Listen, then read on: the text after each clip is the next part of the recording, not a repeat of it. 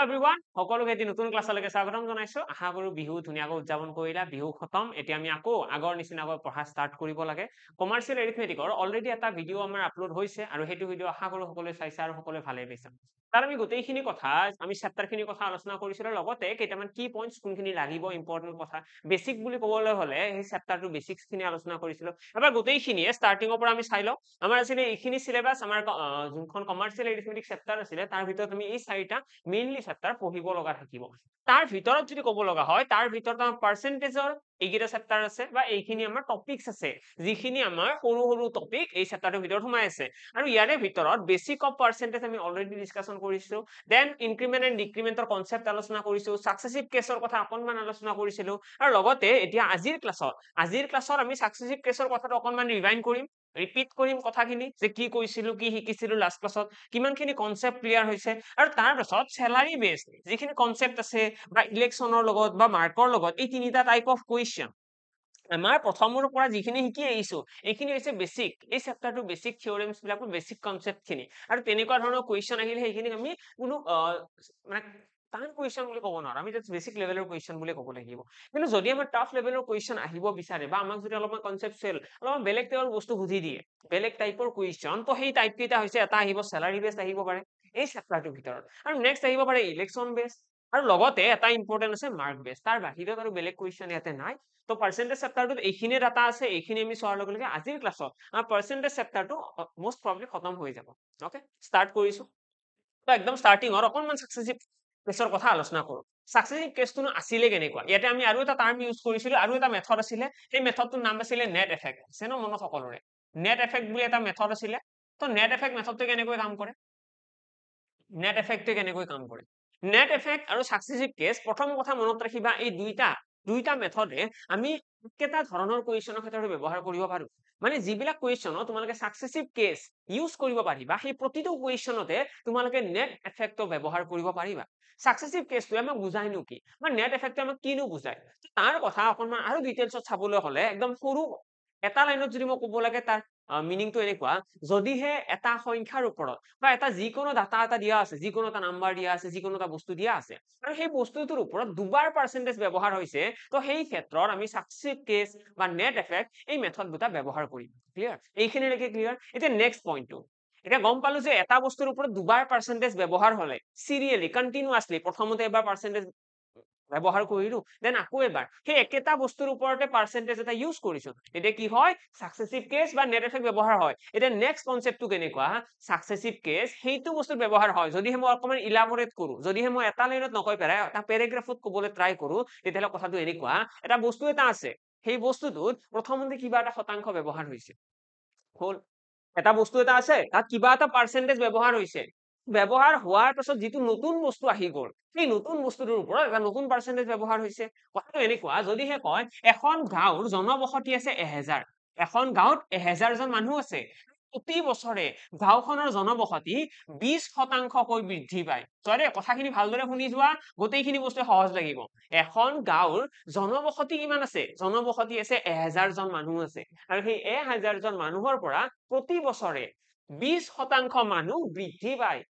মানে 20% এনেকৈ বৃদ্ধি পাই গৈ আছে। আমাক এটা কুৱেশ্চন কৰিব যে 2 বছৰৰ পিছত গাঁওখনৰ জনবসতি কিমান হ'ব। এতিয়া এই কুৱেশ্চনটোত আমি এটা কথাটো জানো যে সাকসেসিভ কেছ ব্যৱহাৰ হ'ব, এইটো হ'ল আমি মুখস্থ বুলি ক'ব পাৰো, আমি মুখস্থ কৰি পেলাই গম পাওঁ যে সাকসেসিভ কেছ ব্যৱহাৰ হ'ব। কিন্তু যদি আৰু অলপমান ডিটেইলছত চাব লাগে যে কেনেকৈ সাকসেসিভ কেছ ব্যৱহাৰ হয়, কিয়নো ব্যৱহাৰ হ'ল, তো তাৰ ৰিজনটো হ'ব, ইয়াতে যদি তোমালোকে মন কৰা প্ৰথমতে জনবসতি আছিল 1000, পপুলেশ্যন আছিল 1000, আৰু ইয়াৰে পৰা কি হ'ব 20% বৃদ্ধি, আৰু সকলোৱে তোমালোকে জানা যে 20% বৃদ্ধি, ইয়াৰ মিনিং কি 20% ইনক্ৰিমেন্ট। ইয়াৰ মিনিংটো মই লাষ্ট ক্লাছত কৈছিলো যে ইনক্ৰিমেন্ট মানে হৈছে 20% বাঢ়ি যাব, মানে 120% হৈ যাব। তো এইখিনি হৈ গ'ল গাঁওখনৰ জনবসতি, বুজি পালা, 1000 জন মানুহ আছিলে তাৰে 20% বাঢ়ি গ'ল মানে 120 হল। তো এইখিনি হৈ গ'ল গাঁওখনৰ 1 বছৰ পিছত জনবসতি, বুজি পালা। আমাক কি কৈছিলে কুৱেশ্চনত যে 2 বছৰৰ পাছত গাঁওখনৰ জনবসতি কিমান হ'ব উলিওৱা। মই আকৌ এবাৰ ৰিপিট কৰিছো, আমাক কৈছে এখন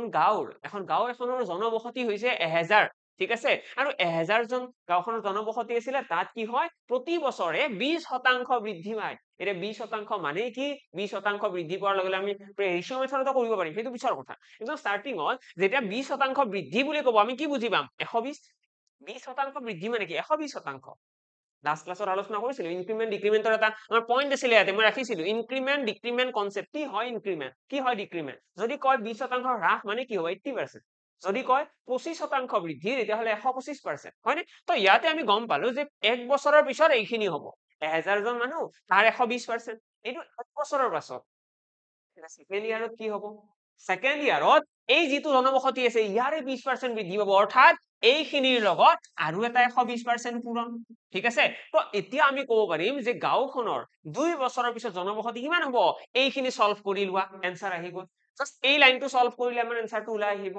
বুজি পালা মানে ইয়াতে কি হৈ আছে প্ৰথমতে কিবা এটা বাঢ়িছে সেই বস্তুখিনিৰ ওপৰত আৰু কিবা বাঢ়িছে বুজি পালানে কম্পেয়াৰিজনটো কি হৈছে চেঞ্জ হৈ আছে প্ৰথমতে আমি কম্পেয়াৰ কৰিছিলো যে গাঁওখনত যিমান জনবসতি আছে তাৰ তুলনাত 20% বাঢ়িব কিন্তু সেকেন্ড টাইমত আমি সেই আগৰ জনবসতিটো তুলনা কৰা নাই নতুন জনবসতিটো চক্ৰবৃদ্ধি সূতৰ এনেকুৱা চক্ৰবৃদ্ধি সূতত কি হয় যদি আগতে এজন মানুহে 1000 টকা সাপোজ ধাৰত লৈছে বছৰে 20% সুদ আহে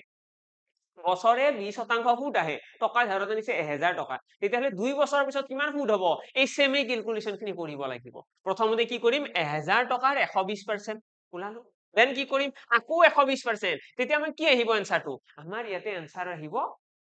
তোমাৰ এমাউন্ট সমৃদ্ধি মূল আমাৰ যেটো সুদ আৰু মূল লগ হৈ পেলাই কয় হেতু আমাৰ ওলাই আহিব ইয়াতে সমৃদ্ধি মূল ঠিক আছে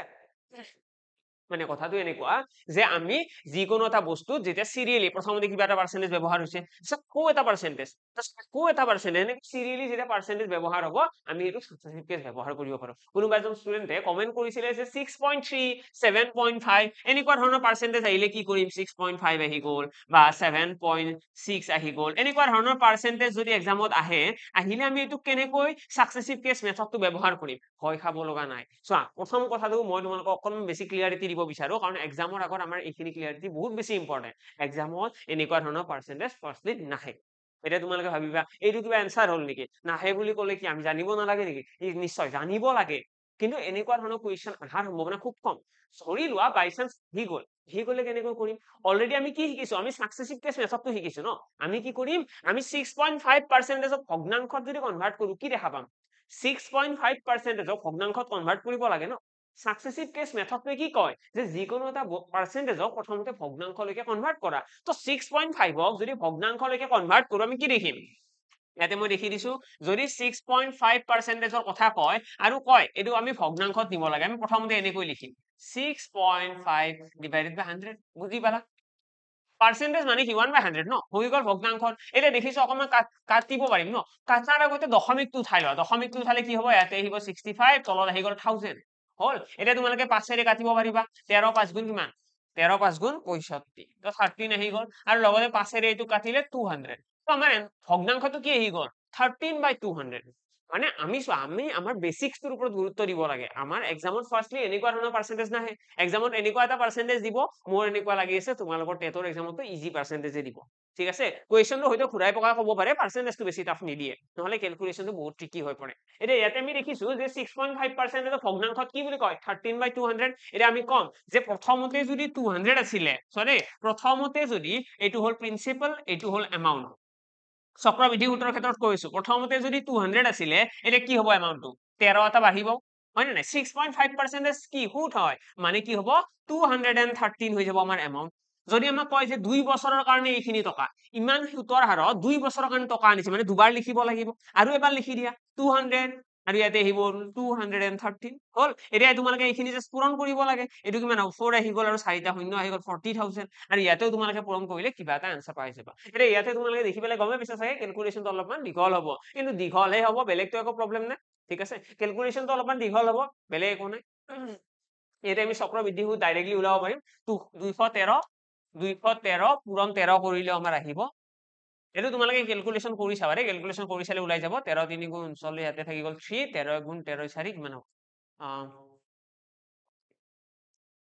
hold on no 6 আহি গল 1 আহি গল দেন তোমাৰ আহি গল 26 27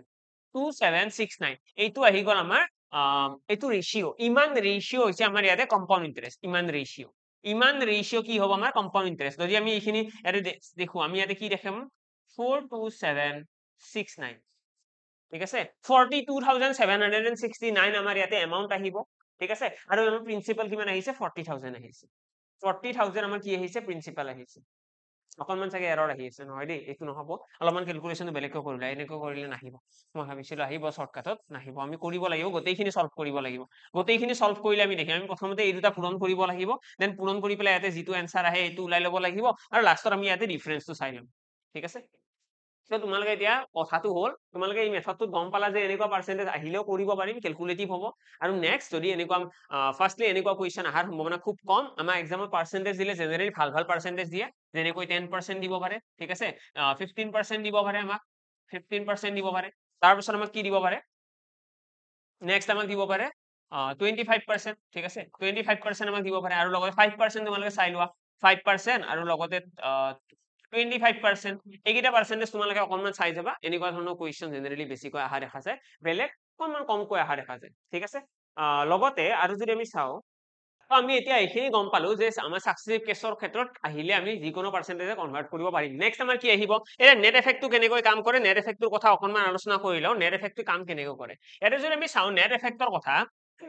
ইয়াতে আমাক সাপোজ এটা কুৱেশ্যন কৰি দিলে যে 20% 2 বছৰৰ কাৰণে বঢ়োৱা হৈছে এই ক্ষেত্ৰত আমি 2% বা আমাৰ এনেকৈও ক'ব পাৰে যে এজন মানুহে প্ৰথমতে এটা বস্তু এটা 10% বঢ়াইছে তাৰ পিছত সেই বস্তুটোৰ দাম 20% বঢ়াইছে তো টোটেল কিমান পাৰ্চেন্ট বৃদ্ধি পালে ঠিক আছে প্ৰথমতে 10% ইনক্ৰিমেন্ট কৰিছে তাৰ পিছত 20% এটা এই দুইটা পাৰ্চেন্টেজে যদি সিৰিয়ালি ইউজ হয় সিৰিয়ালি কন্টিনিউয়াস ওয়েট ইউজ হয় তেতিয়াহলে সাকসেসিভ কেছ মেথড ব্যৱহাৰ হ'ব আৰু লগতে এটা নেট এফেক্ট কেনেকৈ ইউজ কৰিব পাৰি নেট এফেক্টৰ কাৰণে আমি এটা ফৰ্মুলা মনত ৰাখিব লাগে সেইটো হৈছে a + b + ab/100 ঠিক আছে a + b ab/100 ইয়াতে তোমালোকে আৰু এটা কথা মনত ৰাখিবা যদিহে আমাক ইনক্ৰিমেন্ট বুলি কয় এই ফৰ্মুলাটো সদায়ে সেই ডাটাটো পজিটিভ হিচাপে ইউজ কৰা হয় ইনক্ৰিমেন্ট বুলি ক'লে 10% ইনক্ৰিমেন্ট মানে কি হ'ব +10 আৰু যদি কয় 10% ডিক্ৰিমেন্ট তেতিয়া কি হ'ব -10 ইউজ কৰিবা সেইটো নাপাহৰিলে হ'ল যদি আমাক কয় 10% ইনক্ৰিমেন্ট আমি +10 লিখিম যদি কয় 20% ডিক্ৰিমেন্ট -20 লিখিম ইয়াতে যদি a এৰ ভ্যালুটো চাও ইয়াতে আছে 10% ইনক্ৰিমেন্ট তো 10 লিখি দিলো 20 কি আছে 20% ইনক্ৰিমেন্ট মানে 20 লিখিলো এটা কি হ'ব ab অৰ্থাৎ 10 * 20 ডিভাইডেড বাই কি হৈ গ'ল 100 হৈ গ'ল এইখিনি আমি সলভ কৰিলে কি দেখা পাম আমি সলভ কৰিলে ইয়াতে দেখা পাম 20 + 10 30 আৰু 2 * 1 = 2 তো 33 আমাৰ কি আহি যাব 33% আমাৰ ফাইনাল আনসাৰ আহি যাব তো আমাক যেতিয়া নেট এফেক্টৰ কথা ক'ব নেট এফেক্টৰ আনসার কিমান ওলাব আমাক যদি কয় যে এটা বস্তু এটা 10% বৃদ্ধি কৰা হৈছে তাৰ পিছত 20% ইনক্ৰিজ কৰা হৈছে সিৰিয়ালি কন্টিনিউয়াস ওয়ে দুটা পাৰ্চেন্টেজ ইনক্ৰিজ কৰা হৈছে তো এই ক্ষেত্ৰত আমাৰ ফাইনাল আনসাৰটো ওলাব যে ইন টোটেলত কিমান পাৰ্চেন্ট ইনক্ৰিমেন্ট হ'ল 33% বুজি পালা টোটেলত কিমান পাৰ্চেন্ট ইনক্ৰিমেন্ট হ'ব 33% আমাৰ ইনক্ৰিমেন্ট হ'ব এইখিনি হ'ল আমাৰ ফাইনাল আনসাৰ এক্সামত ঠিকে আছে না 32 হ'ব 32 দেই সৰি এটা 33 নহয় অকনমান কাৰেক্ট কৰি লোৱা ইয়াতে আমাৰ 32 হ'ব ন 20 20 + 10 30 আৰু ইয়াতে 2 আছে ন আমি এনেকৈ লিখিম 30 + 2 32 32% আৰু ইয়াতে যেটুকে আনসাৰটো পজিটিভত আহিছে আনসাৰটো কিহত আছে পজিটিভ ভ্যালু আছে ন পজিটিভ ভ্যালু আছে কাৰণে আমি কি বুলি কম এটো ইনক্ৰিমেন্ট বুলি কম ঠিক আছে 32% ইনক্ৰিমেন্ট আৰু যদি এটুক যদি তোমালোকে যদি এনেকৈ নকৰি পেলাই বলে আমি সাকসেসিভ কেছ মেথডত কৰিম তেতিয়াও কথা নাই আমি লিখিব পাৰিম 10% মানে কি 10% মানে হৈছে 1/10 অৰ্থাৎ 10 ৰ পৰা কি হ'ব 11 20% মানে কি 20% মানে হৈছে 1/5 তো 5 ৰ পৰা 6 হ'ব ইয়াতে পাই গলো 10 5 গুণ 50 ইয়াতে পাই গলো 11 6 গুণ 66 মানে যদিহে প্ৰাৰম্ভিক অৰিজিনাল সংখ্যাটো যদি 50 আছিলে নিউ নাম্বাৰটো কি হ'ব নিউ নাম্বাৰটো হৈ যাব 66 ইয়াতে যদি আমি ইনক্ৰিমেন্ট চাও কিমান ইনক্ৰিমেন্ট হৈছে ইনক্ৰিমেন্ট হৈছে 16 আৰু এই 16 ইনক্ৰিমেন্টটো কিহৰ ৰেসপেক্টত তাৰ তুলনাত তোমালোকে ইয়াতে দেখি আছে 16 টা বেছিকৈ আছে তো সেইটো হৈছে 50 ৰেসপেক্টত তো তলত আহিব 50 * 100 কৰিলে তোমালোকে ইয়াতেও পাই যাবা 32% ঠিক আছে তোমালোকে ইয়াতেও 32% পাই যাবা যদিহে তোমালোকে সাকসেসিভ কেছ মেথডটো ব্যৱহাৰ কৰা আলটিমেটলি দুইটা মেথডতে আনসাৰ সেমই ওলাব আমি যদি এক্সামত এনেকুৱা ধৰণৰ ভাল ভাল পাৰ্চেন্টেজ দেখা পাও তেতিয়াহলে ম্যাক্সিমাম কুৱেশ্যনত তোমালোকে নেট এফেক্টটোহে ব্যৱহাৰ কৰিবা সাকসেসিভ কেছৰ এডভান্টেজটো হৈছে এটা 3টা 4টা পাৰ্চেন্টেজ দিয়া থাকিলেও প্ৰবলেম নাই যদিহে আমাক কয় এটা বস্তু এটাৰ দাম ঠিক আছে এখন গাঁও এখনৰ জনবসতি প্ৰথম বছৰত 10% বৃদ্ধি কৰা হৈছে তাৰ পিছত 20% বৃদ্ধি কৰা হৈছে তাৰ পিছত আকৌ 10% বৃদ্ধি হৈছে এই ক্ষেত্ৰত 3টা পাৰ্চেন্টেজ দিয়া থাকিলেও সাপোজ আৰু ইয়াতে আৰু এটা পাৰ্চেন্টেজ দিয়া আছে 10% আৰু ইনক্ৰিমেন্ট হয় তো এই গোটেইকেইটাৰ ক্ষেত্ৰতে আমি কি কৰিব পাৰিম সাকসেসিভ কেছটো ডাইৰেক্টলি ব্যৱহাৰ কৰিব পাৰিম ইয়াতে আমি আকৌ এটা লাইন লিখিম 5 ৰ পৰা 6 তো আৰু লিখিম 10 ৰ পৰা 11 মানে আলটিমেটলি ইয়াতে তিনিটা লাইন লিখিলেও আমাৰ প্ৰবলেম নাই আমি ডাইৰেক্টলি ক্যালকুলেট কৰিলে হ'ল এনসাৰ আহিব কিন্তু ইয়াতে কি হয় অকনমান ট্ৰিকি হৈ যায় ইয়াতে ক্যালকুলেশন আৰু অলপ দীঘলীয়া হৈ যায় তো সেই কাৰণে কিছুমান কোৱেশ্চনত যেতিয়া 3 বছৰৰ কথা ক'ব চক্ৰবৃদ্ধি সূতৰ হওক বা আমাক পপুলেশনৰ কথা কও তো এনেকুৱা কোৱেশ্চন আমি কি কৰিম সিম্পলি 2 বছৰৰ কথা ক'লে বা দুটা পাৰ্সেন্টেজ দিয়া থাকিলে আমি নেট এফেক্টটো ব্যৱহাৰ কৰিব পাৰো আদাৰৱাইজ আমি বেছিভাগ কোৱেশ্চনত কি ইউজ কৰিম সাকসেসিভ কেছ ইয়াতে কি হয় এটা আমি 3 বছৰ দিলেও আমাৰ প্ৰবলেম নাই আমি প্ৰথম লিখিম সেকেন্ড লিখিম আৰু থাৰ্ড লিখিম আৰু ফোৰ্থ লিখিম 4 বছৰৰ কথা ক'লে লিখি পেলাই গোটেইখিনি পূৰণ কৰি দিম দ্যাটস ইট ওকে জাস্ট এই মেথডটো তোমালোকে মনত ৰাখিলে হ'ল এটা নেক্সট আমি ডাইৰেক্টলি আৰম্ভ কৰিছো আজিৰ ক্লাছৰ আমাৰ নতুন পইণ্ট স্যালাৰি বেসড কোৱেশ্চন তাৰ পাছত আমি ইলেকশনৰ কথা আলোচনা কৰিম আৰু তাৰ পাছত মাৰ্ক বেসৰ লগতে পপুলেশনৰ কথা আমি আলোচনা কৰিম ঠিক আছে স্যালাৰি বেসড কোৱেশ্চন আৰম্ভ কৰাৰ আগতে এটা কাম কৰি লওঁ প্ৰথমতে আমি পপুলেশন বেসড কোৱেশ্চনটো খতম কৰি লওঁ ন তেতিয়া বেছি ভাল হ'ব এটা তোমালোকে হেডিং দি লোৱা পপুলেশন বেসড কোৱেশ্চন পপুলেশন মানে জনবসতি আমাক এনেকুৱা ধৰণৰ কোৱেশ্চন কৰা দেখা যায় যত আমাক প্ৰথমতে ক'ব এখন গাঁও এখনৰ বা এখন চহৰ এখনৰ কথা ক'ব এখন চহৰ এখনৰ জনবসতি হৈছে 4000 টোটেল পপুলেশন কিমান 4000 এটা এই 4000 জনবসতিৰ গাঁওখনৰ জনবসতি প্ৰতি বছৰে 5% বৃদ্ধি পায় ঠিক আছে আমাক কৈছে প্ৰতি বছৰে 5% বৃদ্ধি পায় তেতিয়াহলে 3 বছৰৰ পিছত গাঁওখনৰ জনবসতি উলিওৱা প্ৰতি বছৰে 5% বৃদ্ধি পায় 3 বছৰৰ পিছত গাঁওখনৰ জনবসতি এই ক্ষেত্ৰত তোমালোকে দুটা মেথড ইউজ কৰিব পাৰা প্ৰথম মেথডটো হৈছে তোমালোকে এইটো 5%টো ভগ্নাংশত প্ৰথমতে কনভাৰ্ট কৰি লোৱা কি পাবা 1/20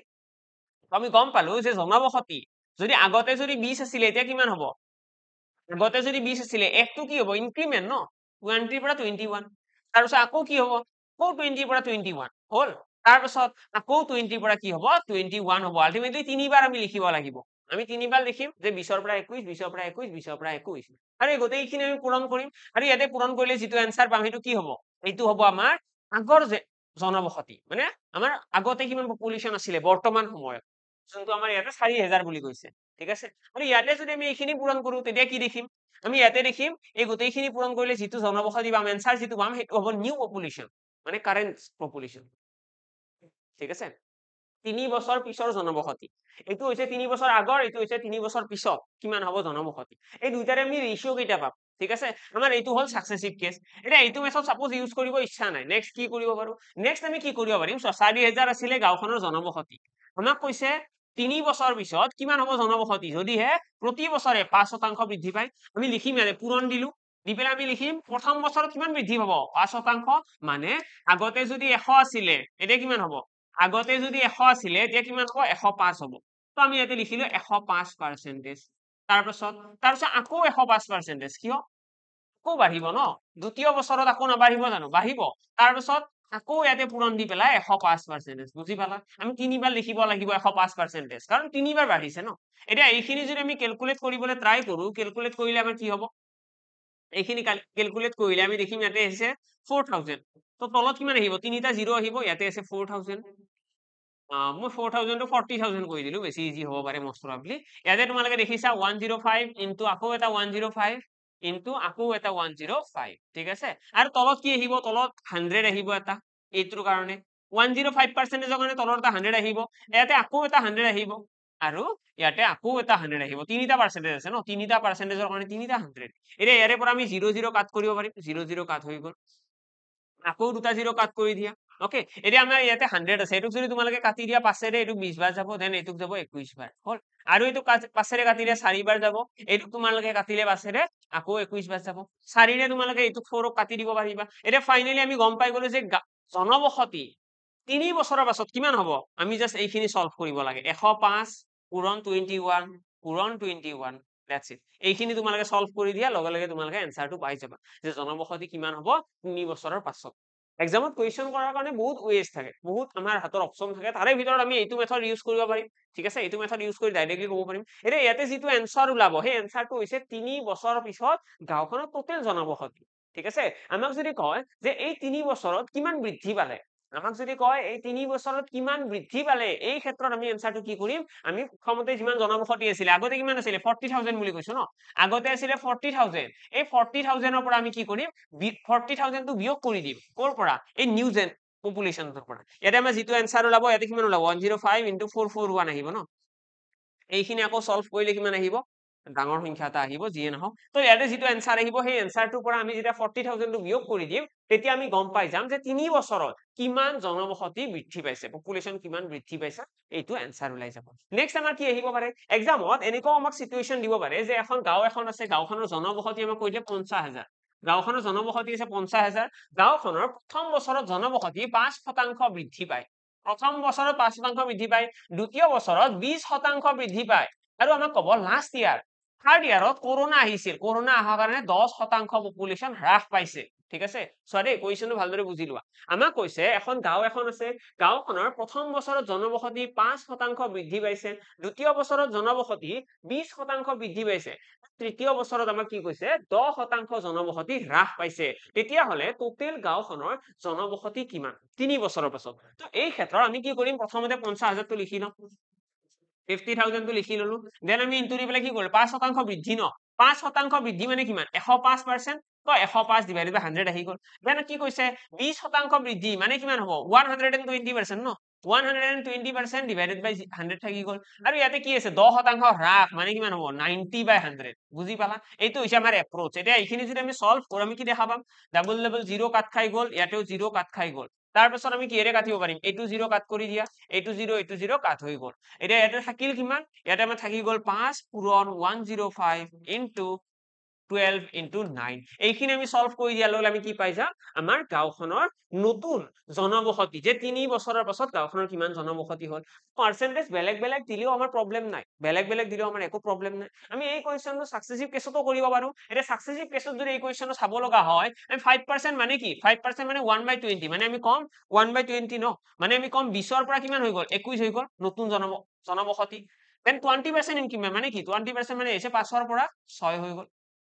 10% ডিক্ৰিমেন্ট মানে কি 10 ৰ পৰা 9 হৈ গল এতিয়া এইখিনি তোমালোকে সলভ কৰিব লাগে 20 5 গুণ 100 110 গুণ কিমান হ'ব 1000 আহি যাব এটা 1000 আহি গল এটা কিমান হ'ব 9 6 গুণ 54 54 1 যা 4 দেন 54 2 যা কিমান আহিব 108 108 ৰ 5 যোগ কৰিলে 8 আছে 13 113 ঠিক আছে 113 তো আমি ইয়াতে দেখিলো ইয়াতে আহি গল আমাৰ ৰেশিও আমি যদি সাকসেসিভ কেছত কৰো ইয়াতে আমাৰ এনসাৰ আহিব ইয়াতে আমি দেখিছো এইটো হৈছিলে আমাৰ প্ৰিভিয়াস পপুলেশন প্ৰিভিয়াস মানে আগতে কিমান আছিল আৰু এইটো হল আমাৰ নিউ পপুলেশন নতুন পপুলেশন আমি জানো সকলোৱে যে আগতে পপুলেশন আছিল 50000 আছিল না 50000 তো সেই কাৰণে আমি প্ৰিভিয়াস যেটো পপুলেশন আছে অৰ্থাৎ 1000 এই 1000 ৰেশিওটো কাৰ সমান বুলি ক'ব পাৰিম আমি সমান বুলি ক'ব পাৰিম 50000 আমি ইয়াতে লিখিব পাৰিম যে 1000 ৰেশিও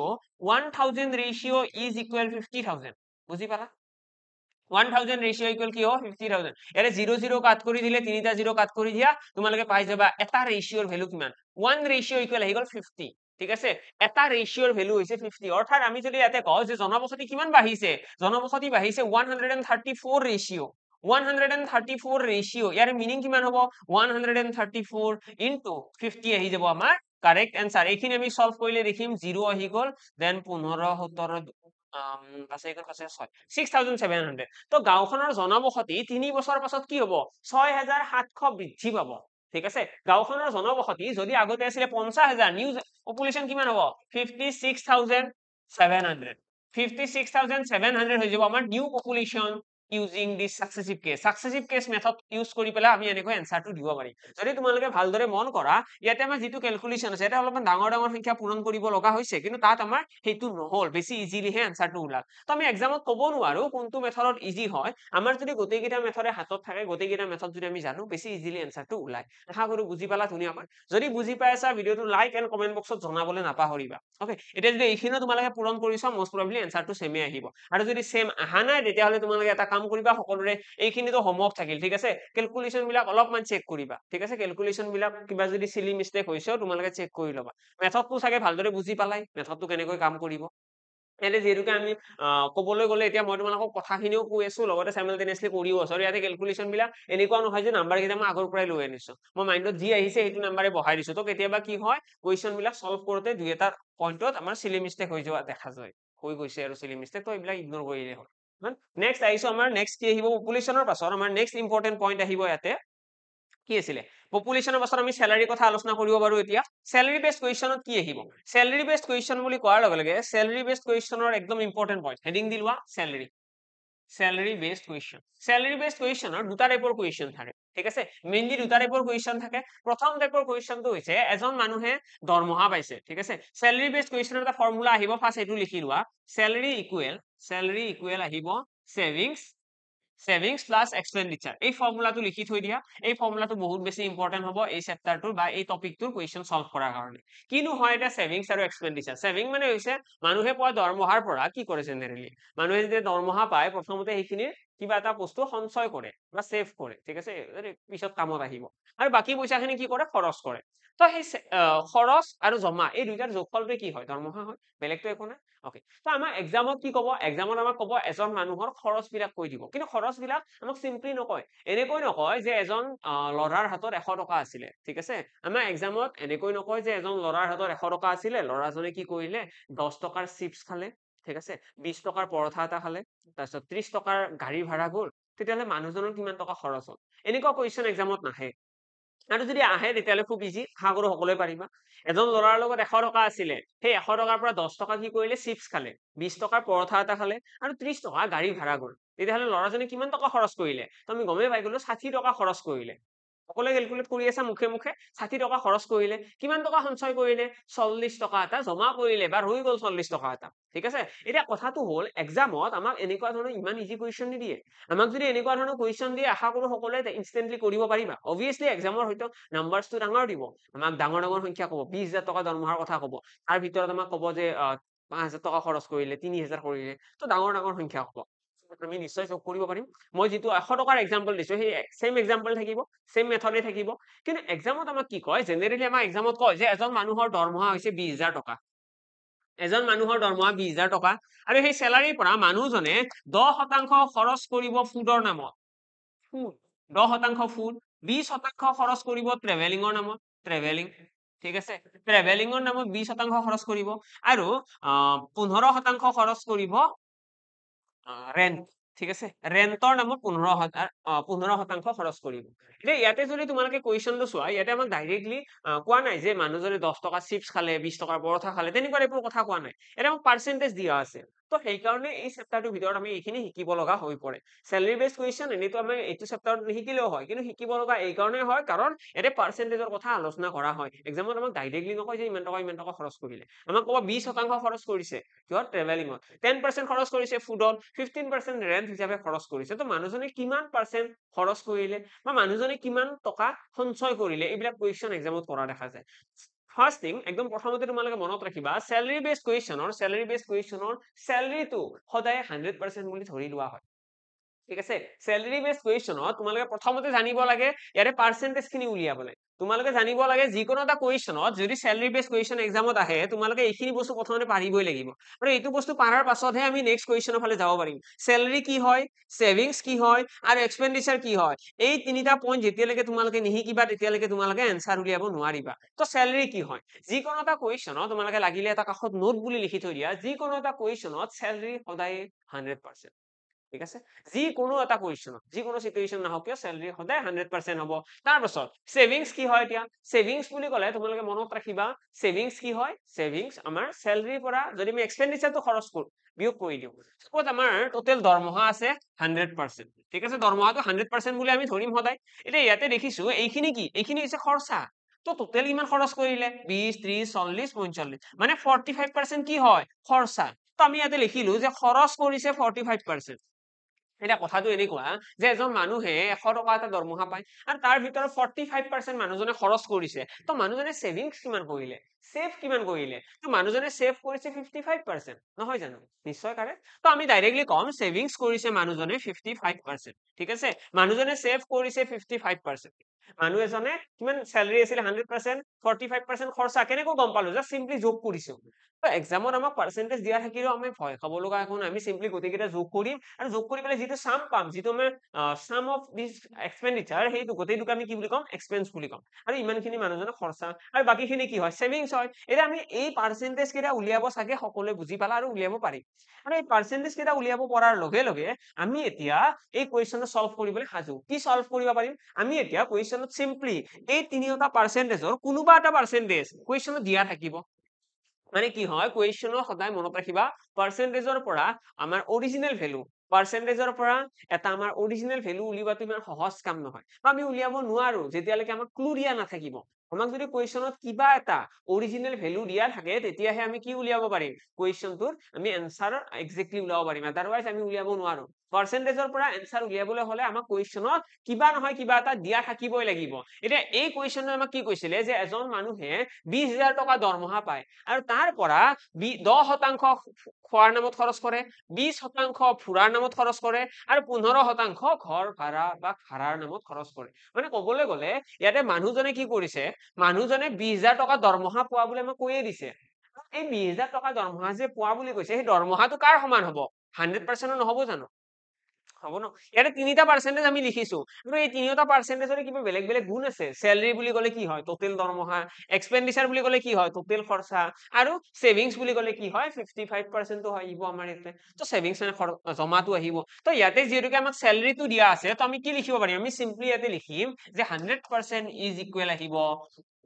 20,000 100% ইকুৱেল কি আহি গ'ল 20,000 দেন আমি কি লিখিম ইয়াৰে পৰা আমি উলিয়াব কি লাগে সাপোজ সেভিংস উলিয়াব লাগে তো তাৰ কাৰণে প্ৰথমতে তোমালোকে 1% ৰ ভ্যালুটো উলাই লোৱা 1% ইকুৱেল কিমান উলাই গ'ল 1% ইকুৱেল আহিছে 200 1% মানে যদি 200 হয় আমাক উলিয়াব কি দিছে 55% কাৰণ আমাক লাগে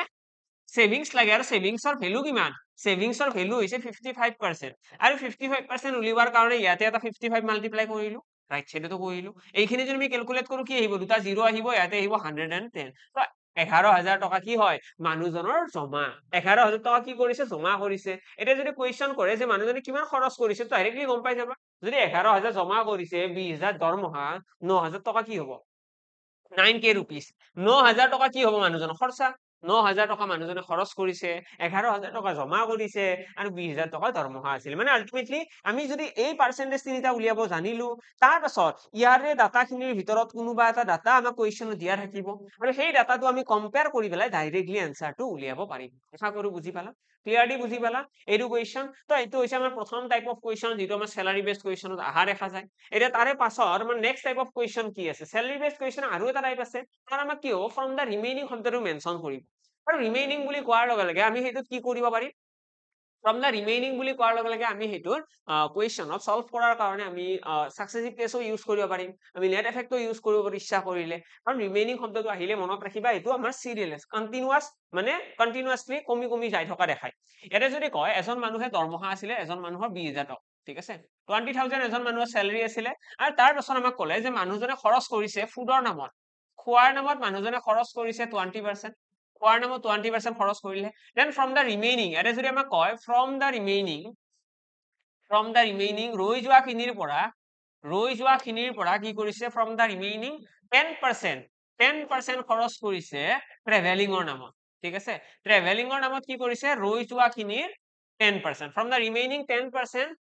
spend on traveling এতিয়া এই কুৱেশ্যনটোত ফ্ৰম দা ৰিমেইনিং শব্দটো আছে নে নাই আমাৰ অসমীয়াত ক'লে ক'ব ৰৈ যোৱা অংশৰ এই ৰৈ যোৱা অংশৰ টাৰ্মটো যদি কুৱেশ্যনত আহে তেতিয়াহ'লে তোমালোকে বুজি পাব লাগিব যে এইটোত আমি ডাইৰেক্টলি আগৰ নিচিনাকৈ যোগ কৰিব নোৱাৰো আমি ইয়াতে ক'ব নোৱাৰো যে টোটেল এক্সপেন্স আমি টোটেল এক্সপেন্সটো ইয়াতে ক'ব নোৱাৰো যে টোটেল ইয়াতে খৰচ কিমান হ'ব টোটেল এক্সপেন্স ডাইৰেক্টলি আমি তোমালোকে ইয়াতে ক'ব নোৱাৰা যে ইয়াতে 30% হ'ব ইয়াৰে আগৰ কুৱেশ্যন আমি ডাইৰেক্টলি কৈছিলো ন ইয়াৰে আগৰ কুৱেশ্যনটো তোমালোকে মন কৰিলে দেখিবা ফুড ট্ৰেভেল আৰু ৰেন্ট এই তিনিটা লগ কৰি পেলাই ডাইৰেক্টলি কৈছিলো যে 45% টোটেল খৰচ ইয়াতে আমাক কি কয় যে ফুডৰ নামত ইমান আৰু এণ্ড ট্ৰেভেলিঙৰ নামত ইমান এণ্ড ৰেন্টৰ নামত ইমান ইয়াতে আৰু শব্দটো ইউজ কৰে বা এণ্ড বুলি আমাক লিখা থাকিব কিন্তু ইয়াতে কি থাকিব ইয়াতে ফ্ৰম দা ৰিমেইনিং শব্দটো মেনশন থাকিব আৰু ফ্ৰম দা ৰিমেইনিং থকা মানে কি তাৰ মিনিংটো হৈছে টোটেল এক্সপেন্ডিচাৰ ডাইৰেক্টলি আমি এনেকৈ যোগ কৰিব নোৱাৰো আমি ইয়াতে কি কৰিম আমি ইয়াতে প্ৰথমতে আমি ইয়াতে চাম যে মানুহজনে যিমান টকা স্যালাৰি পাইছে সৰি ইয়াতে স্যালাৰি মই কথা কৈছো স্যালাৰি হৈছে 20,000 টকা এতিয়া 20,000 টকাৰ মানুহজনে কি কৰিছে প্ৰথমতে 20% খৰচ কৰিছে খোৱাৰ নামত যদি 20% খৰচ কৰি দিয়ে কিমান থাকি যাব 80% থাকি যাব ঠিক আছে 80% মানে কি 80/100 ন তো 80% মানুহজনৰ ৰৈ গ'ল এতিয়া এই যে ৰৈ গৈছে এই ৰৈ যোৱা অংশৰ পৰা কি কৰিব ৰৈ যোৱা অংশখিনিৰ পৰা মানুহজনে আকৌ 10% খৰচ কৰিব কিহত ট্ৰেভেলিঙত মানে ইয়াৰে পৰা 10% মানে ইয়াতে কি লিখিম আৰু 90% 10% কমি যোৱা মানে কিমান 90% তো এইখিনি সলভ কৰিলে আমি গম পাই যাম যে মানুহজনৰ কিমান টকা বাচি গৈছে পইণ্টটো বুজি পালা আমি ইয়াতে কি কৰিছো সাকসেসিভ কেস বা আমি যোনটো আমি পপুলেশনৰ কোৱেশ্চন সলভ কৰি আছিলো অলমোস্ট সিমিলাৰ ইয়াতে এৰে মই প্ৰথমতে কৈছে ইমান টকা খৰচ কৰিছে ফুডত তাৰপিছত কি কৈছে 10% খৰচ কৰিছে ঠিক আছে 10% খৰচ কৰিছে ফ্ৰম দা ৰিমেইনিং আৰু ৰিমেইনিং কৰাৰ আমি কি কৰিলো প্ৰথমতে 20,000 পৰা 80% হৈ গ'ল 80% হৈ গ'ল ন 20% তো খৰচ হৈ গ'ল তাৰপিছত আকৌ 10% কমি গ'ল এতিয়া এইখিনি সলভ কৰি আমি কি দেখা পাম এটা 0 কাট হৈ গ'ল এটা 0 কাট হৈ গ'ল বাকি দুটা 0 ইয়াতে 0 দুটা কমাই দিয়া এটা আমাৰ আহি গ'ল 200 ইনটু নট গুণ কিমান আহিব 72 দুগুণ কৰিলে কিমান আহিব 144 তো ডাবল 0 আহি গ'ল 14,400 তো 14,400 টকা কি হয় মানুহজনৰ টোটেল সেভিং মানে ইমানখিনি খৰচ কৰাৰ পিছত কিমান ৰৈ গ'ল 14,400 টকা ৰৈ গ'ল তো খৰচ কিমান কৰিলে 14,400 টকা যদি ৰৈ গৈছে মানে 6,600 টকা 6,600 rupees মানুহজনে কি কৰিছে খৰচ কৰিছে এই খৰচটো মানুহজনে কিহৰ ওপৰত কৰিছে 20,000 ৰ ওপৰত কৰিছে 20,000 টকা আছিলে মানুহজনৰ স্যালাৰি আৰু সেই স্যালাৰিৰ পৰা 6,600 টকা মানুহজনে খৰচ কৰিছে এতিয়া ইয়াতে যদি আমি 100 এটা মাল্টিপ্লাই কৰি দিও আমি কি গম পাই যাম যে মানুহজনৰ খৰচৰ পাৰ্সেন্টেজটো ওলাই নাযাব জানো নিশ্চয় ওলাই যাব 2 ৰে কাটি দিয়া 33% অৰ্থাৎ 33% মানুহজনে কি কৰিছে টোটেল খৰচ কৰিছে ঠিক আছে মানুহজনে 33% টোটেল খৰচ কৰিছে আৰু সেভ কিমান কৰিলে ইমান টকা খৰচ কৰিলে আৰু বাকি 14,400 খৰচ কৰিছে যেটো আমি যদি পাৰ্সেন্টেজত কবলে ট্ৰাই কৰো যে কিমান সেভ কৰিছে কিমান হ'ব 33 খৰচ হলে কিমান থাকিব সেভিংস 100 মাইনাস কি কৰি দিয়া 100 মাইনাস 33% কিমান আহিব ইয়াতে আহিব আমাৰ 67% ঠিক আছে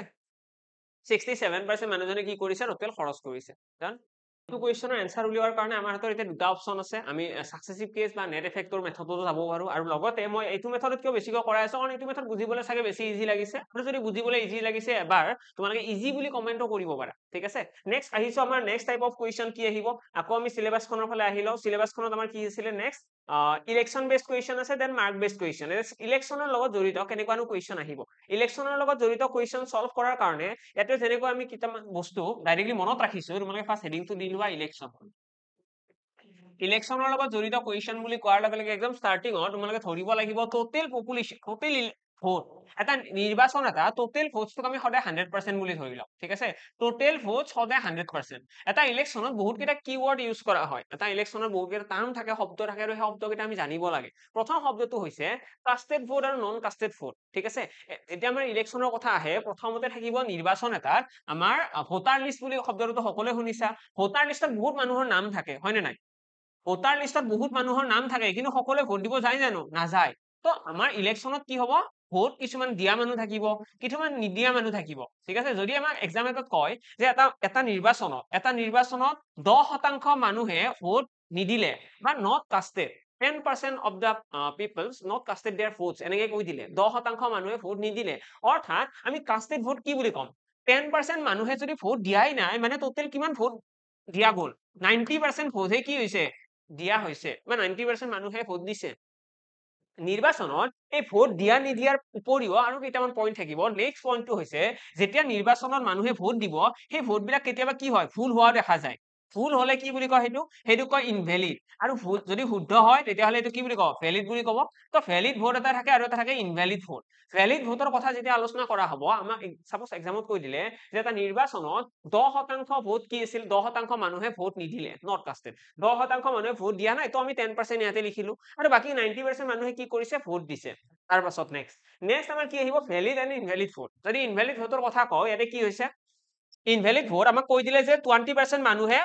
দিয়া ভোট খিনি গ্ৰহণযোগ্য নহল ঠিক আছে এনেকুৱা সিচুৱেশন আহি গল যে 20% মানুহে ভোট নিদিলে 20% মানুহৰ ভোটটো ভ্যালিড নহল তো তেতিয়া হলে আমাৰ ভ্যালিড ভোট কিমান হ'ব ভ্যালিড ভোট ইয়াতে আহি যাব 70% ঠিক আছে এটা টাৰ্ম গোটেই কেইটাৰ কথা অকনমান ডিটেইলছত আৰু চাব লগা থাকিব একদম ষ্টাৰ্টিংত নিৰ্বাচন এটা কি হ'ব আমি অলপমান জেনুইনলি কথা জানি লওঁ নিৰ্বাচন এটাত মানুহে ভোট দিব বা নিদিব নিদিয়া মানুহক আমি কি বুলি ক'ম নট কাষ্টেড দেয়াৰ ভোটছ ভোট দিয়া নাই আৰু দিয়াকেইটা কাষ্টেড ভোট বুলি আমি কওঁ দেন ভোট দিয়া মানুহৰ ভিতৰত কি থাকিব কেইটামান ফুল ভোট থাকিব কেইটামান গ্ৰহণযোগ্য নহল বুলি ক'ব ইনভেলিড বুলি ক'ব আৰু কিছুমান ভেলিড হ'ব যিকেইটা একদম পাৰফেক্টলি ৰিক্ত হৈছে বা সেইকেইটা ভোট আমাৰ কাউণ্ট কৰিব পাৰি আৰু এই যে কাউণ্ট কৰিব পৰা ভোট আছে ভেলিড ভোট সেই ভেলিড ভোটৰ ভিতৰতহে কি হয় সদায় নিৰ্বাচনৰ প্ৰতিদ্বন্দ্বিতা কৰা কেণ্ডিডেট বিলাকে ভোট কেইটা পাব মানে এনেকুৱা কোনো কথা নাই যে ভোট দিয়াৰ লগে লগে ভোট এটা দিয়াৰ লগে লগে সেই ভোটটো কোনোবা নহয় কোনোবা এজন প্ৰাৰ্থীয়ে পাবই নাপায়ও কেতিয়াবা কিয় নাপায় তাৰ ৰিজনটো হৈছে ইনভেলিড ভোটটো কেতিয়াবা ভুলো হ'ব পাৰে ন তোমালোকে যেতিয়া ভোটটো দিলা বেলট পেপাৰটো আজিকালিতো আমাৰ ইভিএম মেচিনত ভুল হোৱাৰ চান্সটো একদমেই নাই একদম জিৰো হৈ গৈছে তো আগতে কি হৈছিলে যেতিয়া বেলট পেপাৰত ভোট দিছিলে দুই এটা ভোট আমাৰ ইনভেলিড হৈছিলে ভোট দিওঁতে কেতিয়াবা কাগজখন সাপোজ বেলট পেপাৰখন অকণমান ফাটি গ'ল তো ফাটি গ'লে কি হয় এইটো ডাইৰেক্টলি ইনভেলিড বুলি ক'ব তো এনেকুৱা তো ইয়াতে আমি দেখিলো যে ভেলিড ভোট আছে 70% তো যিকেইজন কেণ্ডিডেট আছে সেই কেণ্ডিডেটে সদায় কি ল'ব কেণ্ডিডেট কেইজনে অকল ভেলিড ভোট কেইটাৰ ভিতৰতহে ভোট পাব বেলেগ নাপায় মানে এই 20% আৰু 10% এইকেইটা ভোটৰ কথা আমি আলোচনা কৰি লাভ নাই এই 70% ভোটৰ ভিতৰতহে কি হ'ব কেণ্ডিডেটে ভোট পাব ঠিক আছে এক্সামত আমাক দুটা চেন্সৰ কথা হ'ব ইয়াতে মই চেন্স কেইটা কৈ আছো এক্সামত আমাক দুটা চেন্সৰ কথা হ'ব এই চেন্সটো বুজিবলৈ ট্ৰাই কৰা যদি চেন্সটো বুজি পালা তেতিয়াহ'লে এক্সামত তোমালোকৰ চিলি মিষ্টেকটো একদমেই নহয় এক্সামত ক'ব এটা নিৰ্বাচনত মুঠ ভোটৰ 10% মানুহে ভোট নিদিলে এটা নিৰ্বাচনত 10% মানুহে ভোট নিদিলে ঠিক আছে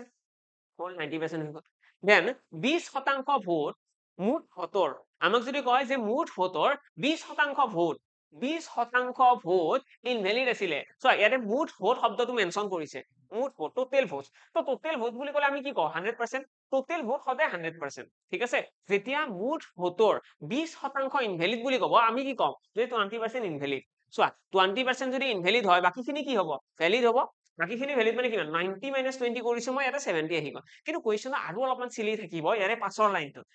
তাৰ পাছত আমাৰ নেক্সট কি ক'ব যে মুঠ গ্ৰহণযোগ্য ভোটৰ আমাক ক'ব যে এজন কেণ্ডিডেট আছে এ আৰু আন এজন কেণ্ডিডেট আছে বি এ নামৰ প্ৰাৰ্থীজনে 40% ভোট লাভ কৰে যদি এ নামৰ কেণ্ডিডেটজনে 40% ভোট পায় বিয়ে কিমান পাব তো বিয়ে পাব 30% ইয়াতে মই কৈ দিছো 1 নম্বৰ দেন 2 নম্বৰ আমাৰ আহিব ইয়াতে ঠিক আছে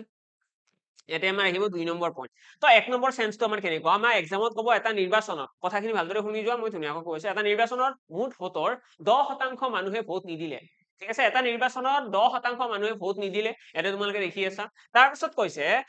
20% ভোট ইনভেলিড নেক্সট আমাক কৈছে যে বাকি যিখিনি ভেলিড ভোট আছে সেই ভেলিড ভোট খিনিৰ কথা কৈছে ভেলিড ভোট খিনিৰ এজন কেণ্ডিডেট এ 40% ভোট লাভ কৰে আৰু আন এজন কেণ্ডিডেট বি এ 30% ভোট লাভ কৰে এই ক্ষেত্ৰত আমাৰ এই ডায়াগ্ৰামটো একদম পাৰফেক্ট ঠিক আছে ডায়াগ্ৰামটো ধুনীয়াকৈ মিলি আছে ঠিক আছে ডায়াগ্ৰামটো মিলি আছে কিন্তু এক্সামত যদি আমাক যদি ডাইৰেক্টলি কথাখিনি নকয় এইটো হৈছে ডাইৰেক্ট ৱে ঠিক আছে ডাইৰেক্টলি আমাক ক'ব এইটো ডাইৰেক্ট বুলি ক'ম ডাইৰেক্ট আমি ডাইৰেক্টলি কুৱেশ্যনটো পঢ়িম তাত যি কৈছে এইখিনি ড্ৰয়িং বনাই গৈছো ঠিক আছে যি কৈছে এইখিনি ড্ৰয়িং বনাই গৈছো নেক্সট এক্সামত কি ক'ব আমাক ক'ব এটা নিৰ্বাচনত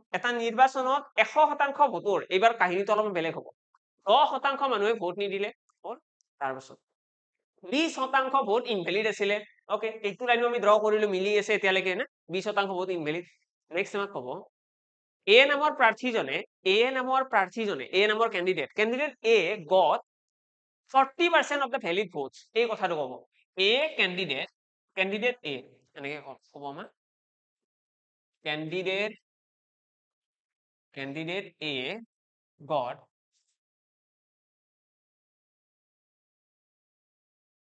40% of valid vote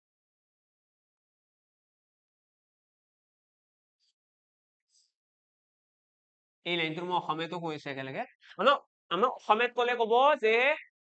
এ নামৰ প্ৰাৰ্থীগৰাকীয়ে মুঠ গ্ৰহণযোগ্য ভোটৰ 40% লাভ কৰে কিন্তু ইয়াৰে আগৰ কুৱেশ্যনত আমাক আগতে যোনটো মই লাইন কৈছিলে ডাইৰেক্ট লাইনটো তেনেকুৱা কথা নাথাকে ডাইৰেক্ট লাইনটোত ক'ব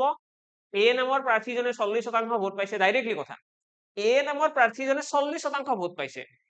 মই আকৌ এবাৰ ষ্টাৰ্ট কৰিছো দুটা কাহিনী থাকিব প্ৰথম কাহিনীটো কথা কৈছো ডাইৰেক্ট ক'ব এটা নিৰ্বাচনৰ 10% মানুহে ভোট নিদিলে শুনি আছা 10% মানুহে ভোট নিদিলে মানে প্ৰথম এইখিনি ডায়াগ্ৰাম বনোৱা হৈ গ'ল আমাৰ আৰু এই ডায়াগ্ৰামটো বনাবই লাগিব এক্সামত যদি পপুলেশ্যনৰ কুৱেশ্যন কৰা এইটো ডায়াগ্ৰাম মানে সকলোতকৈ সহজ পাহৰি যাবলৈ বহুত টান এক্সামত চিলি মিষ্টেক একদমেই নহয়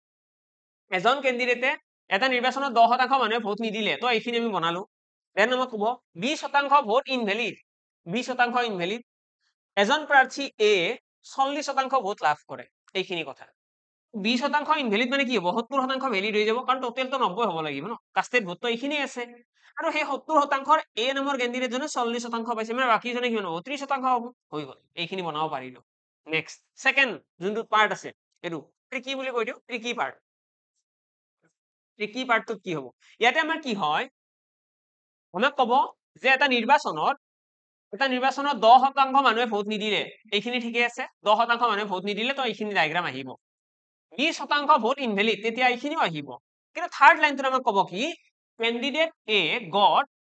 40% অফ ভ্যালিড ভোট মানে গ্ৰহণযোগ্য ভোটৰহে 40% মানে এই যোনটো 70% তোমালোকে দেখি আছা ইয়াৰে 40% পাব এনেকুৱা নহয় যে তোমালোকে ডাইৰেক্টলি 40% লিখিব পাৰিবা এই ট্ৰিকি পাৰ্টটো এইখিনি ডিফাৰেন্স যদি আমাক কয় ন যে candidate A gut 40% of valid votes মানে গ্ৰহণযোগ্য ভোটৰ 40% তো এই ক্ষেত্ৰত আমি এইটো লাইন আৰু কৰিব লাগিব আমি লিখিম 70%ৰ 40% বুজি পালা এতিয়া এইখিনি সলভ কৰিলে আমি কি লিখিম এইটো আছে 70% 40% মানে কিমান 40% মানে আমি লিখিব পাৰো 40/100 এইখিনি যদি আমি সলভ কৰো 0 0 কাট হৈ গল 7 4 গুণ কিমান 28 হৈ গল আৰু ইয়াতে পাৰ্সেন্টেজ সিম্বলটো আছে 28% মানে ইয়াতে আমাৰ যোনটো এইখিনি ডায়াগ্ৰাম আছিলে মই এই ভ্যালিড ভোটৰ পৰা ডায়াগ্ৰামটো নতুনকৈ বনাই দিছো ইয়াতে যদি তোমালোকে চোৱা ভ্যালিড ভোট আমাৰ কিমান আছিলে ভ্যালিড ভোট আছিলে 70% আমাক কোৱেশ্চনত কি কৈছে ক্যান্ডিডেট এ নামৰ যিজন ব্যক্তি আছে এ নামৰ ব্যক্তিজনে কিমান ভোট পাইছে ভ্যালিড ভোটৰ 40% ভ্যালিড ভোটৰ 40% মানে 70%ৰ 40% এইটোৰ 40% মানে কিমান আহি গল 28% তো আমি লিখিম ইয়াতে 28% ভোট কোনে পাইছে এ নামৰ ক্যান্ডিডেটে পাইছে বিয়ে কিমান পাব বিয়ে পাব 42% ভোট ঠিক আছে 42% ভোট কোনে পাব বিয়ে পাই যাব এটা তোমালোকে যদি ইয়াতে যোগ কৰি চোৱা 42 + 28 কিমান হ'ব 40 50 60 70 মানে টোটাল 70 নহয় জানো ভ্যালিড ভোট আছে 70% আৰু তাৰ ভিতৰত 40% কোনে পাব এ পাব তো 40% পাই গল এ বাকি 60% কোনে পাব বি পাব মানে 60% তো এইখিনি তোমালোকে সলভ কৰিলে গম পাই যাবা যে 70ৰ 60% কিমান হ'ব তোমালোকে সলভ কৰিলে পাই যাবা 42% মানে আলটিমেটলি এক্সামত আমাৰ দুটা টাইপৰ কোৱেশ্চন থাকিব এটা হল ডাইৰেক্ট তাত আমাক ডাইৰেক্টলি কথাখিনি কৈ গৈ থাকিব যে কোৱেশ্চনটো কি হ'ব যে এটা নিৰ্বাচনত কি হ'ব এজন ক্যান্ডিডেটে কি পালে আনজনে কিমান পাব ডাইৰেক্টলি তোমালোকৰ ভ্যালিড ভোটৰ কথাটো নকয় যে গ্ৰহণযোগ্য ভোটৰ ইমান শতাংশ এই কথাটো মেনশন নাথাকে যদি এই ভ্যালিড ভোটৰ লাইনটো মেনশন থাকে ক্যান্ডিডেট এ গট 40% ভ্যালিড ভোট গ্ৰহণযোগ্য ভোটৰ 40% মানে আৰু এটা ক্যালকুলেশন কৰিব লগা থাকিব সেই ক্যালকুলেশনটো কি হয় ক্যালকুলেশনটো ইয়াতে মই কৰি দিম ঠিক আছে এইখিনি ক্যালকুলেশন তোমালোকে এডিশনালি কৰিব লগা আহি যাব যদি ভ্যালিড ভোটৰ কথা কয় আৰু যদি ডাইৰেক্টলি আমাক কয় যে এটা নিৰ্বাচন মই আকৌ এবাৰ কৈছো আমাক যদি কয় যে এটা নিৰ্বাচনৰ 10% মানুহে ভোট নিদিলে 10% মানুহে ভোট দিয়া নাই দেন আমাক কৈছে যে 20% ভোট ইনভ্যালিড ডাইৰেক্টলি কৈছে ন 10% মানুহে ভোট দিয়া নাই 20% ভোট ইনভ্যালিড এজন ক্যান্ডিডেট এ 40% ভোট পাইছে এ পাইছে 40% ডাইৰেক্ট কৈছে আমাক কিন্তু ইয়াৰে পাছৰ কোৱেশ্চনত কি কৈছে যে এটা নিৰ্বাচনত 10% মানুহে ভোট দিয়া নাই নেক্সট 20% ভোট ইনভ্যালিড তাৰ পিছত আমাক কি কৈছে যে এজন ক্যান্ডিডেট এ গ্ৰহণযোগ্য ভোটৰ 40% লাভ কৰে বুজি পালা গ্ৰহণযোগ্য ভোটৰ 40% ডাইৰেক্টলি কোৱা নাই যে এ 40% পাইছে সেইটো কোৱা নাই গ্ৰহণযোগ্য ভোটৰ 40% এনেকৈ কলে আমি আৰু এটা লাইন কৰি পেলাই এইখিনি সলভ কৰিব লাগিব অৰ্থাৎ এ পালে 28% বি পালে 42% আশা কৰো বুজি পালা আশা কৰো সকলোৱে ধুনীয়াকৈ বুজি পালা যে ইলেকশন বেসড কোৱেশ্চনটো কেনেকুৱা থাকে ইলেকশনৰ এই দুটা টাইপৰে কোৱেশ্চন থাকে বেলেগ নাথাকে ডাইৰেক্ট কোৱেশ্চন এটা থাকিব ট্ৰিকি কোৱেশ্চন আৰু ট্ৰিকি কোৱেশ্চনটো বেলেগ একো নাই ইয়াতে ভ্যালিড ভোটৰ কথাটো অলপমান মেনশন কৰে আৰু ইয়াতে এক্সামত আৰু এটা কথা মনত ৰাখিবা যেতিয়ালৈকে কোৱেশ্চন এটা তোমালোকক কাস্টেড আৰু নন কাস্টেডৰ কথা কোৱা নাই সাপোজ এটা কোৱেশ্চনত তোমালোকক ডাইৰেক্টলি আৰম্ভ কৰিছে যে এটা নিৰ্বাচনৰ 20% ভোট গ্ৰহণযোগ্য নাছিল 20% ভোট ইনভ্যালিড আছিল ঠিক আছে সেই কোৱেশ্চনে তোমালোকক ভোট দিয়া বা নিদিয়া এইবিলাক কোৱা নাই যে ইমান শতাংশ মানুহে ভোট দিছে বা ইমানে দিয়া নাই সেইবিলাক কোৱা নাই নট কাস্টেড বা কাস্টেড এইখিনি কথা কোৱা নাই তো নকলে তোমালোকে এই লাইনটো ড্ৰ কৰিবই নালাগে এই লাইনটো ডাইৰেক্ট ইগনোৰ কৰি দিবা তোমালোকে 100% লিখিবা তাৰপিছত ডাইৰেক্টলি এটা সাইডে ইনভ্যালিড এটা সাইডে ভ্যালিড বুজি পালা যদি আমাক যদি কয় যে এটা কোৱেশ্চনত আমাক ইনভ্যালিড ভ্যালিডৰ কথা কোৱা নাই আমাক ডাইৰেক্টলি কৈছে এটা নিৰ্বাচনত আমাক সাপোজ কৈ দিলে এটা নিৰ্বাচনত 20% ভোট ইনভ্যালিড আছিল 20% ভোট কি ইনভ্যালিড বুলি কলে তো আমি ডাইৰেক্টলি ইয়াতে কি লিখিম 80% ভ্যালিড ভোট বুজি পালা 80% ভ্যালিড বুলি লিখি দিম যদি 20% ভুল আছিল 20% যদি গ্ৰহণযোগ্য নাছিল তেতিয়াহলে 80% কি হ'ব গ্ৰহণযোগ্য আছিল হয় নে? ইয়াত আমাক কাষ্টেড আৰু নট কাষ্টেডৰ কথাই কোৱা নাই যে ইমান শতাংশ মানুহে ভোট দিছে ইমানে দিয়া নাই সেইবিলাক কোৱা নাই তো কোৱা নাই কাৰণে তোমালোকে ড্ৰয়িং বনাবও নালাগে কিছুমান কুৱেশ্যনত এইটোও ক'ব যে এটা নিৰ্বাচনত মুঠ ভোটৰ এটা নিৰ্বাচনত আমাক ক'ব এটা নিৰ্বাচনৰ মুঠ ভোটৰ 30% ভোট এজন কেণ্ডিডেটে লাভ কৰে তো আমি ডাইৰেক্টলি ক'ম যে এজন কেণ্ডিডেটে এ পাইছে 30% বাকী বিয়ে কিমান পাব 70% যিহেতুকে এইটো কুৱেশ্যনত এই যোনটো কুৱেশ্যনৰ কথা কৈ আছো এই কুৱেশ্যনটো যিহেতুকে আমাক ভেলিড আৰু ইনভেলিডৰ কথা কোৱা নাই ডাইৰেক্টলি কৈছে যে এটা নিৰ্বাচনত এজন কেণ্ডিডেটে পাব 30% আনজনে কিমান পাব 20% 70% বুজি পালা তো আমাৰ কুৱেশ্যনৰ ওপৰত ডিপেণ্ড কৰিব যদি কুৱেশ্যনৰ আমাক কাষ্টেড নন কাষ্টেডৰ কথা কয় তেতিয়াহ'লে আমাৰ ডায়েগ্ৰামটো এইখিনিও আহিব ঠিক আছে কাষ্টেড নট কাষ্টেডৰ কথা ক'লে এইখিনিও ড্ৰয়িং বনাব লাগিব তাৰপাছত সাপোজ আমাক ভেলিড ইনভেলিডৰ কথা কোৱা নাই মানে তেতিয়াহ'লে কাষ্টেডৰ পৰা ডাইৰেক্টলি আমি এ আৰু বি তাত আহি যাম ঠিক আছে কাষ্টেডৰ পৰা ডাইৰেক্টলি এ আৰু বি তাত আহি যাম যদিহে ভেলিড ইনভেলিডৰ কথা মেনশ্যন কৰা নাই যদিহে আমাক ভেলিড ইনভেলিডৰ কথাও মেনশ্যন কৰিছে তেতিয়াহ'লে আৰু এটা লাইন আহিব ষ্টেপ এটা আহিব তাৰ পাছতহে এইটো আহিব কিন্তু কিছুমান কুৱেশ্যনত কি হয় টোটেল ভোটছৰ পৰা ডাইৰেক্টলি কেণ্ডিডেটৰ মাজত ভগাই দিয়ে মানে ভুল ভুল বা মানুহে ভোট দিয়া নাই এইবিলাক কথাই নকয় আমাক ভুল হোৱা বুলিও নকয় ভুল হোৱাই নাই মানে এটাও আৰু আমাক এইটোও ক'ব যে কোনো মানুহ ভোট নিদিয়াকৈ থকা নাই গোটেইকেইজনে ভোট দিছে তো সেই ক্ষেত্ৰত আমাৰ কাষ্টেড নন কাষ্টেডৰ কথাই নাহে সেই ক্ষেত্ৰত ভেলিড ইনভেলিডৰ কথাই নাহে বুজি পালা তো এইটো এপ্ৰচ তোমালোকে মনত ৰাখিলে হ'ল আশা কৰো বুজি পালা সকলোৱে ধুনীয়াকৈ এতিয়া ইয়াৰে পাছত আমাৰ আছে মাৰ্ক বেছড কুৱেশ্যন এতিয়া এটা কাম কৰো আমি কিমানজনে এইখিনিলৈকে বুজি পালা এবাৰ জনাবা ক্লাছটো আৰু দীঘলীয়া নকৰো আমাৰ মাৰ্ক বেছড কুৱেশ্যন আৰু আমাৰ এইটো আছে নেক্সট ক্লাছত আমি কৰিম সিম্পল ইন্টাৰেষ্টৰ কুৱেশ্যন খিনি আমাৰ এটা ক্লাছতে যাব মাৰ্ক বেছড কুৱেশ্যন সিম্পল ইন্টাৰেষ্টৰ কুৱেশ্যন আৰু লগতে কেইটামান কুৱেশ্যনৰ প্ৰেক্টিচ কৰিম ঠিক আছে একদম নেক্সট ক্লাছৰ একদম ষ্টাৰ্টিঙত আমি কুৱেশ্যন কেইটামান প্ৰেক্টিচ কৰিম ক্লাছ অহাকালি পাই যাবা তোমালোকে চিন্তা কৰিব লগা নাই যদি সেই কিবা ডাউটছ থাকে তোমালোকে কমেন্ট কৰিব পাৰা মই নিশ্চয় ক্লিয়াৰ কৰাই দিম আৰু যদি তোমালোকে পাৰ্চনেলি মোক ডাউট সুধিব বিচাৰা তেতিয়াহ'লে তোমালোকে মেথছ বাই নিৰ্মল ছাৰ টেলিগ্ৰামত চাৰ্চ কৰিবা তাত গৈ পেলাই তোমালোকে মেছেজ কৰিবা কমেন্ট কৰিবা তাত মই ডাউটছ বিলাক পাৰ্চনেলি ৰিপ্লাই দি দিম ঠিক আছে মই তাত গ্ৰুপত বাৰু ৰিপ্লাই নিদিওঁ তোমালোকে যেতিয়া ডাউটটো তাত জনাবা তোমালোকে মোক পাৰ্চনেলি মেছেজ কৰি পেলাই ডাউটছটো সলভ কৰাই দিম নহ'লে নেক্সট ক্লাছত তাৰ নেক্সট যোনটো ক্লাছ হ'ব আজি তোমালোকৰ কিবা ডাউটছ আছে দি দিয়া গ্ৰুপত দেন আমি নেক্সট অহাকালিৰ ক্লাছত ইয়াৰে যি কুৱেশ্যন আছে সেইটো সলভ কৰি দিম ঠিক আছে লগ পাম সকলোকে এটি নতুন ক্লাছত আৰু যদি তোমালোকে কিবা নতুন বেলেগ বেলেগ চেপ্টাৰৰো বিচৰা বাকি মডেল পেপাৰ এখন অলৰেডি ডিসকাশন কৰা হৈছে সেইখন এবাৰ ভালদৰে চাই ল'বা মডেল পেপাৰখনত অলমোস্ট ইম্পৰ্টেন্ট কুৱেশ্যন বহুতখিনি কভাৰ কৰা হৈছে নেক্সট আৰু এখন মডেল পেপাৰ লৈ আনিম সোনকালে তো সেইখন মডেল পেপাৰত আমাৰ বাকি কেইটা চেপ্টাৰ যিকেইটা ৰৈ গৈছে সেইখিনিও কভাৰ হ'ব সো দ্যাট আমাৰ এক্সামৰ আগত যদি আমাৰ কনফিডেন্স থাকে আমাৰ যদি মাইণ্ডত ক্লিয়াৰিটি থাকে যে কোনখিনি কুৱেশ্যন বেছিকৈ গুৰুত্ব দিব লাগে কোনখিনি কুৱেশ্যনত চিলি মিষ্টেক হোৱাৰ চান্স আছে চিলি মিষ্টেক বিলাক আমি ইৰেজ কৰিব লাগিব অলপমান কেয়াৰফুল থাকিব লাগিব এক্সামত সেই গোটেইখিনি বস্তুৰ ওপৰত গুৰুত্ব দিয়াৰ পাছত আমি ক'ব পাৰিম যে 19 তাৰিখলৈকে আমি হাজিৰ লগ পাম এটি নতুন ক্লাছত thank you and bye by